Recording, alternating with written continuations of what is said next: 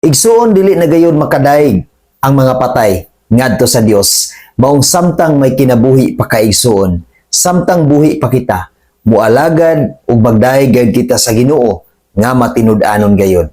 Salmo 115 bersikulo 17 hangtod sa 18. Dili na makadaig sa Ginoo ang mga patay o ang nanaog ngadto sa yuta sa hilom. Sa 18, apan kitang mga buhi, pasalamatan ta siya karon og sa hangtod sa kahangturan, dayga ang Ginoo. Mao na igsuon, ayaw papatay-patay sa imong pagtuo, kay buhi pa ikaw. Gamita ang imong kaugalingon sa pagdaig o pagsimba ngadto sa Ginoo.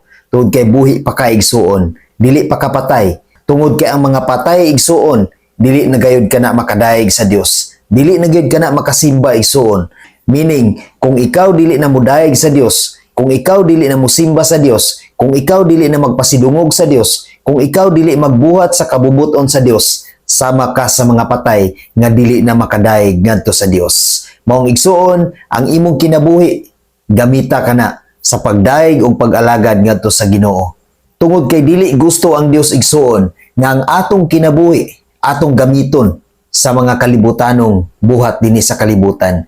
Dili gusto ang Ginoo igsuon nga kanang imong kinabuhi imong sayangan. Dili gusto ang Ginoo igsuon nga sama ka sa patay nga dili mo alagad, dili mo simba, dili mo basa sa pulong sa Dios ug dili maminaw sa pulong sa Dios. Dili gusto ang Ginoo igsuon nga mahitabo kana kanimo. Gusto sa Dios igsuon nga mudasig ang imong pag-alagad ngadto kaniya. Gusto sa Dios igsuon nga magkalayo ang imuhang pagbati, ang imong kasing-kasing, ang imong hunahuna ngadto sa pagsimba kaniya, nga sa kanunay magmadasigon ka kanunay kaniya. Dili ka mahisama sa mga patay nga wala na dinhi sa kalibutan, sa mga patay nga ninaog na dinhi sa yuta. Tungod kay kana igsuon nga mga tao, dili na gayud kana sila makasimba sa Dios. Dili na gayud kana sila makadaig sa Dios. Apan ikaw igsuon, kitang tanan igsuon, nagpahinumdom ang Ginoo diha sa verse 18 nga kitang mga buhi angay gayud nga magpasalamat sa Ginoo. Kitang mga buhi angay gayud nga magsimba sa Ginoo. Nag-ingon siya nga magsimba kita kaniya, magdaig kita kaniya nga matinud-anon gayon. Ato siyang pasalamatan kung unsa siya kamaayo sa atong kinabuhi. Nga sa matag adlaw iya kitang giampingan, nga sa matag adlaw iya kitang giubanan. Nga sa matag adlaw ang Ginoo nag-provide sa matag usa kanato.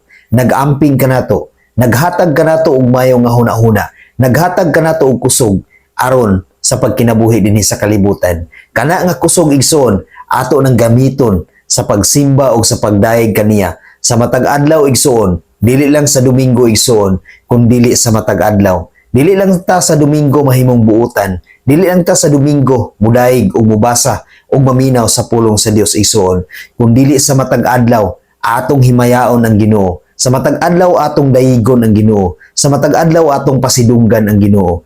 Tungod kay mao kana ang makapahimuot kaniya.